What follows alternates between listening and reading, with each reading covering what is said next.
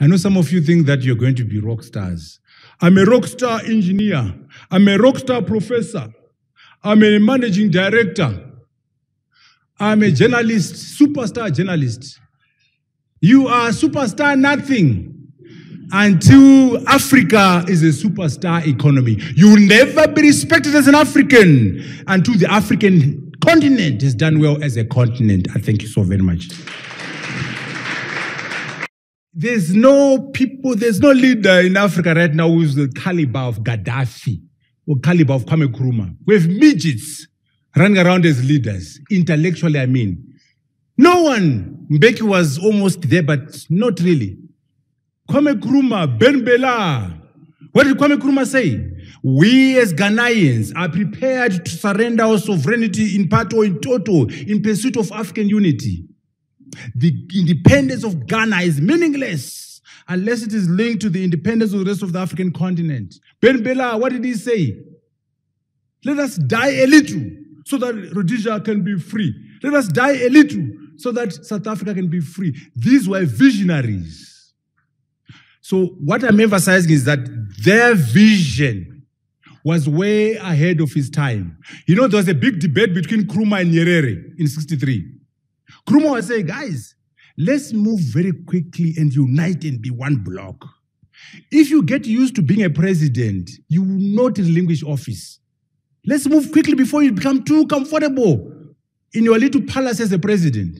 And Nyerere was saying, no, let's do it brick by brick, gradually, slowly, and then we'll get there. And Nyerere won the debate.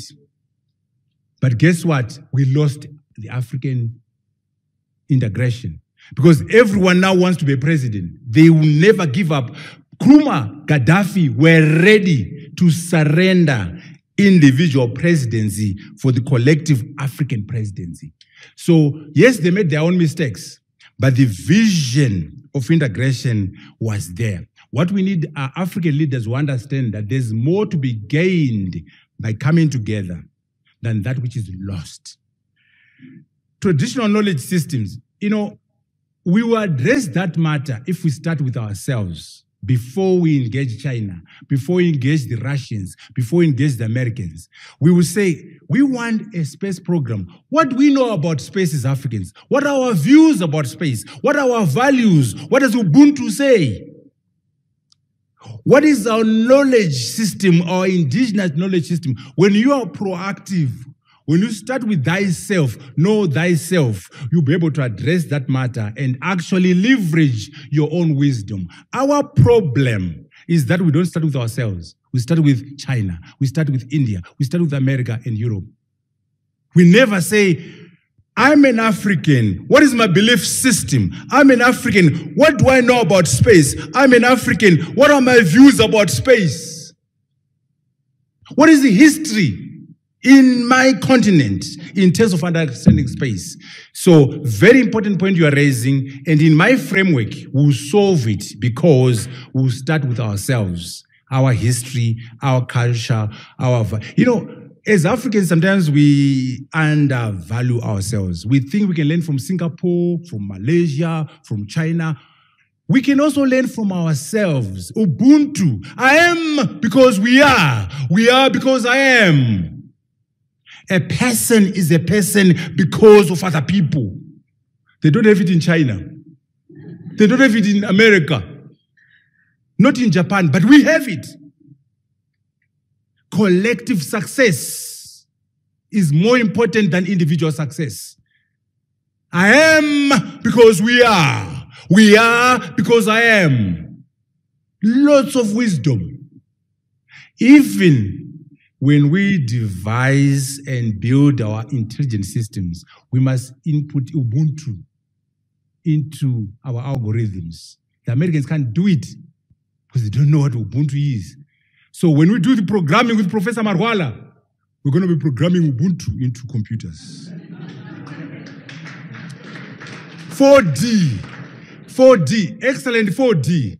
Those 4Ds are great. Let's use them and empower ourselves. One thing I like from China, by the way, you know what he said? I hope you're listening.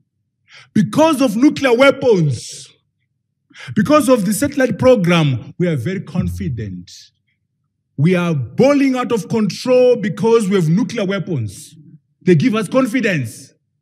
We are rock stars because we have satellites. You must understand this. And you know what the Americans are saying? We must stop the spreading of nuclear weapons. We must denuclearize. Do you know what happened in this country? South Africa, I hope you know this. When we're moving towards 1990, the Boers, the South African racist regime, was working towards creating a nuclear weapon, a nuclear bomb. They were very close. And when Mandela and them were coming from prison, they quickly destroyed the technology and gave it to Israel. They were comfortable with the racist South African regime owning nuclear weapons, but not comfortable with an African brother having nuclear weapons. I hope you know that. So I'm emphasizing that our brothers teach us a lot. Economic power also is linked to military power. It gives you confidence. I'm not pushing for nuclear weapons. I'm pushing for satellite technology. But you must understand that when you have a satellite, when you have two bombs, one satellite, two bombs, the basis of Deng Xiaoping's revolution was strength. It gives you confidence that, no, you know what, if it comes to nuclear weapons, we'll nuke each other. It's called mutually assured destruction. When the Africans have nuclear weapons, no one will take us for granted because we can nuke back. No one will mess around the Chinese because they got nuclear weapons. The Russians have nuclear weapons. The French do have them. Israel does have them. So when you are powerful militarily, you are respected. But I'm emphasizing the 4 Ds. 4 Ds are important. And I know that's what you've spoken about them several times. That's why I'm smiling. You are very consistent, Mr. 4D. Same culture, China. Yes, that's a good point. India, same culture. Yes, the Americans, can you say the same? They came from all over. So it's a problem, but not too big a problem. Remember, the borders are artificial borders. Do you know there are more Swazi people in South Africa than in Swaziland? Is it Eswatini? What's it called? The new name now? There are more Tswanas in South Africa than in Botswana. So these borders are meaningless. Why Swaziland is Swati? Why Botswana? Yes, there is a problem, but also the borders are artificial. We can manage our cultural differences. We can work together. You know, it's not impossible. The Germans and the French fought 2 wars. The French hate the Germans. The British don't like the Germans, but they're in the EU together, although Britain is running away. But what I'm saying is don't overemphasize these cultural differences. Others have been able to manage them. And our borders are not out of our choice anyway. They were created by the Berlin Conference in 1884. So yes, there are challenges around cultural differences. They are not impossible. They can be managed and mitigated. Currency exchanges. There's always a benefit in terms of economies of scale. If we had a Pan-African currency, one currency, surely we'll be able to extract better value if we're doing the deal with the RMB or the Chinese currency, as opposed to Nigeria doing it, Rwanda, Zimbabwe. So numbers make a difference. One of the major lessons from China is a lot of people, 1.3 billion Chinese working together, economies of scale. So whatever it is, there's always a benefit in terms of economies of scale. Look, when I emphasize that we don't want bilateral deals, I'm overstating my case. What I'm simply saying is that if there's going to be a bilateral deal between South Africa and China, it must be within the context of the African agenda. We're doing this as South Africa in keeping with Agenda 2063. We're doing this as Algeria because of that decision at the AU. We're doing this thing as Zimbabwe because that's what COMESA is about. That's what the SADC position is. In other words, when we relate bilaterally, It must be informed by what is good for the region, what is good for the continent. The continent must be the starting point. The AU is weak, yes, but fix it. I'm not glorifying the AU, I'm glorifying continental integration. I told you, Nkrumah lost to Nyerere. If Nkrumah had won, if Gaddafi had won, we'll be in a different space. This creature called the AU is a compromise arrangement. It's a dysfunctional entity because Nkrumah lost. But however, let's start with the AU, the CFTA, the African framework, and fix what is wrong with it. But also we need leadership. That's why I was very harsh on the African leader. Without leadership, there will be no AU. But fix it.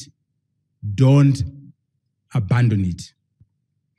Technology has potential for abuse. This is the thing about technology, by the way. Any technology is a double-edged sword. If you're not careful, these dictators in Africa will be using satellite technology to monitor you and crush you when you go on demonstration, oppress you, steal your votes during elections. Yes, technology plus values is what will drive our continents. Technology on its own is not the answer. It could be the problem. It could be the issue. Social media can be antisocial.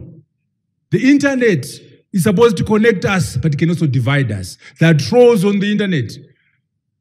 There's cybersecurity and insecurity. So point taken. That's why we need to start with values. Start with what we want as Africans, so that our satellites will be used for development, for economic development, not to spy on citizens or to destroy them or to oppress them. But the danger is there. Africa diaspora, very important. That's why I'm emphasizing Pan-African buy-in. Can you imagine all those African-American scientists, the African astronauts, if they're also part of our agenda, the Caribbeans, the Africans in Brazil, in Argentina, beyond the 1.3 billion on the continent, can you imagine the expertise, the cash from Oprah Winfrey, from Michael, if they were conscious? Michael Jordan, who's conscious? Obama, who's conscious? Not these bankrupt ones. We have. There is scope for buy-in and ownership if we work together as Africans across the globe. And the diaspora can give us an opportunity. By the way, I believe we can even move faster than China. I said China was able to move 400 million people from poverty over 30 years. Can you imagine our strength now? There's the ICT revolution. There's the fourth industrial revolution. Economies are globally connected. If we get our act together as Africans, probably we could actually move faster in terms of poverty alleviation than China, because when they did it from 1958, 1970, 1978 to now, these things were not there. The internet was not there. Social media wasn't there.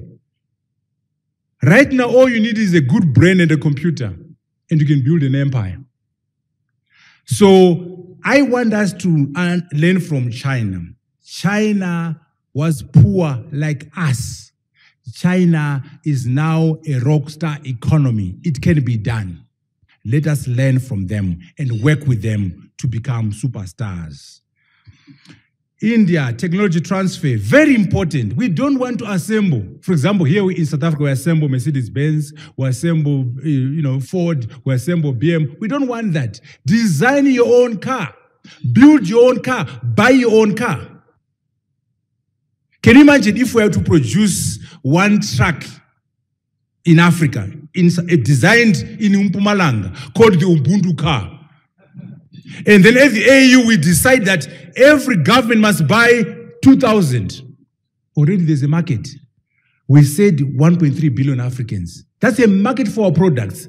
So technology transfer is very important. Don't just allow the Chinese to come and assemble, the Americans to come and assemble. Let us have the technology transferred to our people. Let us own the technology. Let us be entrepreneurs. Let us own the intellectual property beyond assembling, beyond using other people's technology. We can learn from India. We can learn from China. Don't tell me that AU is utopia. Don't look, first and foremost, the EU is doing very well. They have problems with Britain, but there is so much that has been achieved by the EU. The EU has done very well. NAFTA has done very well. ASEAN has done very well. There might be problems. Fix it, don't destroy it. There are lessons to learn from the EU, from ASEAN, from NAFTA. And by the way, you compare yourself with the Europeans. The Europeans were never colonized and given artificial boundaries. So how dare you stick your head above your hind legs and compare the AU and the EU? The boundaries, the borders in Africa are not ours. Germany for the Germans, Britain for the British, French for the French, and so on, and they're coming together out of their own volition. We have artificial boundaries where people were, there are Swazi people here, Swazi that side, Debele people said. So in Africa, we don't have a choice, by the way, unlike the Europeans, because those boundaries are meaningless. And in any case, it's a survival issue.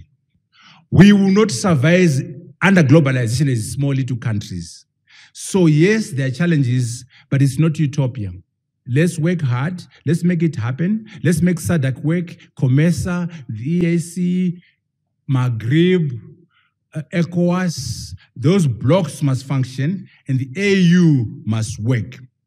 So you can't compare the challenges of NAFTA, the challenges of the AU, the challenges of ASEAN with the African continent. We have not even tried. The AU has not even tried. The United States of Africa has not been put in place. So let's not give up the fight. Let us work together and make it happen. Do you know, our colleagues are here from Russia, you know, they destroyed the USSR at the instigation of the Americans. The Americans promoted the disintegration of the USSR. I could care less the challenges they had in the USSR. They should have fixed those problems and remain united for scale. Do you realize that the biggest war that America ever fought was to keep America together? Forget First World War. Forget Second World War. Mickey Mouse Wars. The biggest war fought in America was the Civil War.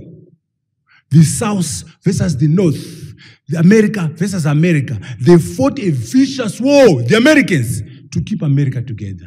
The Civil War was fought to keep America together. America is big today, 325 million people, $19 trillion GDP. That unity was not cheap to keep the United States together. It was not cheap. They fought a civil war. And more people, go and Google, more people died during the Civil War in America than in the Second World War, than in the First World War in terms of Americans. Why did they do that? Dying to keep the Northern. Why did they break up? Why did they leave California to go on its own? No, California. California can be the third biggest economy on its own. They will never allow California to go free because they understand economies of scale. And yet they cheated the Russians, encouraged them to destroy the USSR. They encouraged little you and me to be fragmented. Shame on us. Shame on you. Madam Africa, Mr. Africa. Last question on leapfrogging. My brother, what I'm saying is, if we are clever, if we're entrepreneurial, if we are creative, some of these sophisticated technologies will be easier to apply, cheaper to apply, and more effective in our environment because of the absence of what are called legacy problems, infrastructure legacy problems, infrastructure sunk costs. Here's the illustration. London has wires, electrical cables, telephony cables, everywhere in London, in New York. Lotito has nothing. Mpumalanga, nothing. Kumasi, zip zero. So guess what? You can go wireless. power, wireless telephony, wireless everything, which means it's easier because you have no legacy to protect. In London, in New York, they have to put the wireless infrastructure on top of the wires because they've invested in the wires. So they have to make sure somehow they leverage the infrastructure they have in place and make sure they don't lose much money from the investment. In Dotito, there's zero investment in wires. So we go satellite, we go wireless. Not because we are any better than them, but because we have nothing. So poverty becomes an advantage. Lack of development becomes an advantage. And I gave you an example of M-Pesa. It doesn't mean the Americans don't know how to do M-Pesa or to do EcoCash. They own the technologies. They know them better than us. But they can't commercialize it because there are so many banks. There's a bank in your bedroom. There's a bank downstairs. Why would you bank on a phone? But in a whole village, in a whole town, there's no brick and mortar bank. 80% of the people are unbanked. 80% of the people have no access to brick and mortar banking. That's poverty. But an opportunity to go mobile banking platform, an opportunity for EcoCash, an opportunity for M-Pesa. I'm saying to you, look at all those elements of the fourth industrial revolution: cloud computing, quantum computing, blockchain technologies, nanotechnologies, human augmentation, augmented reality, artificial intelligence, mechatronics and robotics. Look at them and say, isn't there a way as a poor African without infrastructure, I can actually have an advantage over Japan, an advantage over New York because of my poverty? So that's what I'm emphasizing by saying, if you are clever, if you are creative, there's an opportunity to leapfrog, to skip a generation of technology, to move from the second generation technology where we are to the fourth industrial revolution. I'm saying don't lose heart because you're poor. Don't lose heart because you have no infrastructure. It could be an opportunity for you to embrace a much more advanced type of technology. So I want to end on this point of hope and say, Africans must not lose heart. There is an opportunity for us to run where others walked. But we need to learn from China. We need to learn from ourselves. We need to work together as the continent. I thank you so very much. And by the way,